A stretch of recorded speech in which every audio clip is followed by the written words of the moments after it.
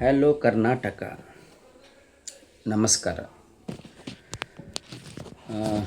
ನಾವು ನಮ್ಮ ಕರ್ನಾಟಕದಲ್ಲಿ ಒಂದು ದೊಡ್ಡ ತಪ್ಪನ್ನು ಮಾಡ್ತಾಯಿದ್ದೀವಿ. ಅದು ಏನಂತ ಕೇಳಿ. ನಾವು ಒಂದು 5 ವರ್ಷ ಎ ಪಕ್ಷಕ್ಕೆ ಓಟ್ ಹಾಕ್ತೀವಿ, ಅಧಿಕಾರಕ್ಕೆ ತರ್ತೀವಿ. ಮತ್ತು ಇನ್ನೊಂದು 5 ವರ್ಷ ಬಿ ಪಕ್ಷಕ್ಕೆ ಓಟ್ ಹಾಕ್ತೀವಿ, ಅದಕ್ಕೆ 5 ವರ್ಷ ಅಧಿಕಾರ ಕೊಡ್ತೀವಿ. ಆಮೇಲೆ ಮತ್ತೆ ಬಿ ಪಕ್ಷ ಉಲ್ಟಾ, ಬಿ ಪಕ್ಷಕ್ಕೆ ಒಂದು 5 ವರ್ಷ, ಆಮೇಲೆ ಎ ಪಕ್ಷಕ್ಕೆ ಒಂದು 5 ವರ್ಷ.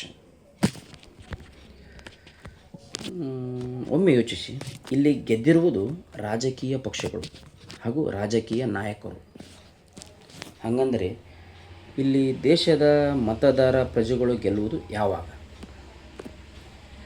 ಇಲ್ಲಿ ನಿಜವಾಗಿಯೂ ಗೆಲ್ಲಬೇಕಾಗಿರುವುದು ದೇಶದ ಪ್ರಜೆಗಳು.